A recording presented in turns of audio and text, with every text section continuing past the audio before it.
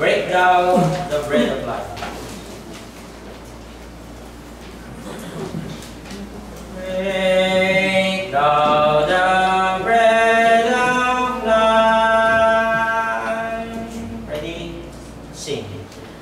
Break down the bread of life. Dear Lord, to me. As thou didst break the loaves beside the sea, beyond the sacred grace, I seek thee, Lord. My spirit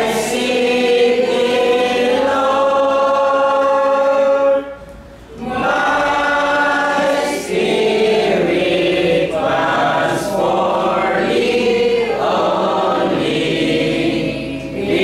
only, living word. Bless thou the truth, dear Lord, to me. As thou didst bless the bread by Galilee, then shall all madness cease, all fetters fall, and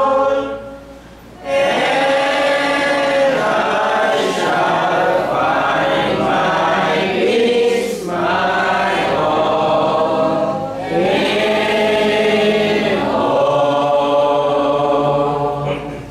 Thou art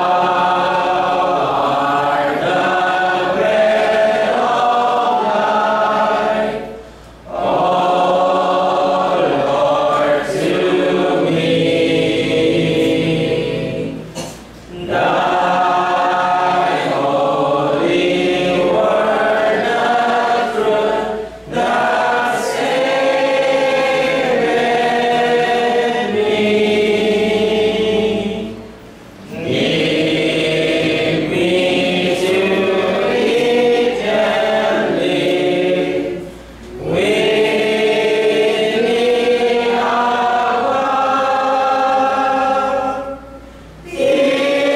Teach me to love thy truth, for thou art love. Kali pa natin, Brother Jammer.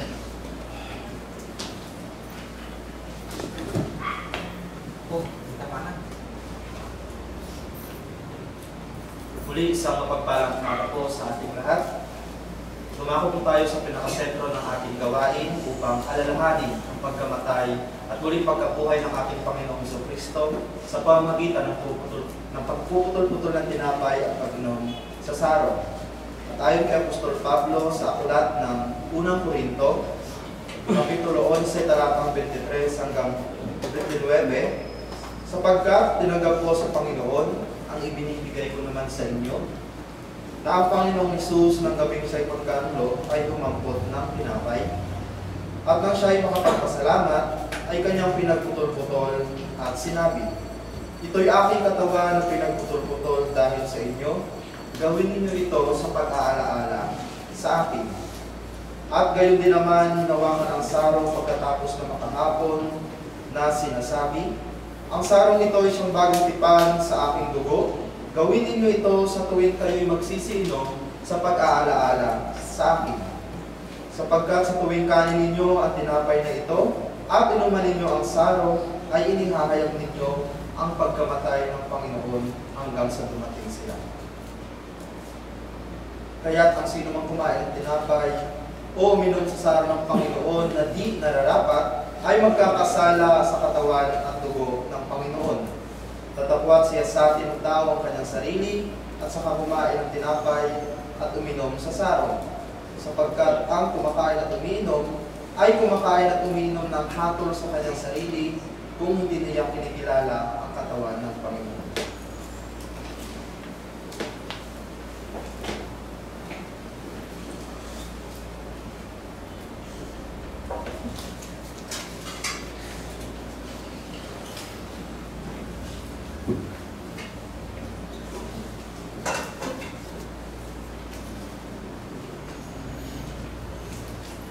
Kayo po lahat ay saglit na yung po at ipikit ang ating mga mata.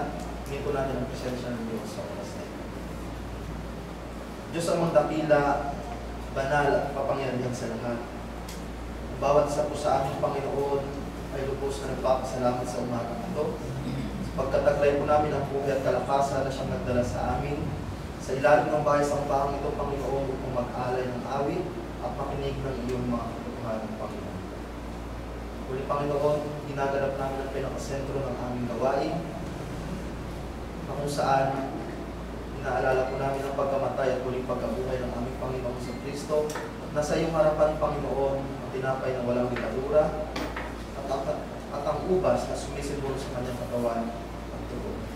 Dalangin po namin, Panginoon, na sino man sa amin ang masumpungan ng nagkasala sa iyong harapan. Patawarin mo kami, Panginoon, sa mga pagkakasalang ito, maging sa isip, sa salita, at sa gawa, bago po namin tanggapin ang mga bagay na ito.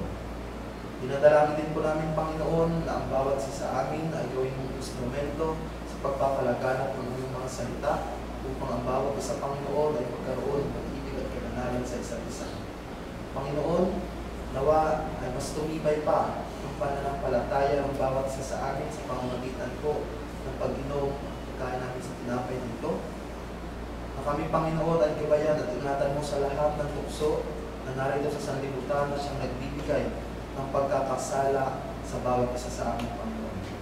Dinadalangin din po namin, Panginoon, na ang pisikal naming pangangatawan ay bigyan mo pa ng katatagan, bigyan mo kami ng maayos na pagsusugan, Panginoon, sapagkat ito ay gagamitin po namin sa mga dinanais mo po, Panginoon. Ang lahat ng mga bagay na ito ay aming hinihiling at pinagpapasalamat sa panging pangalan ng Jesus.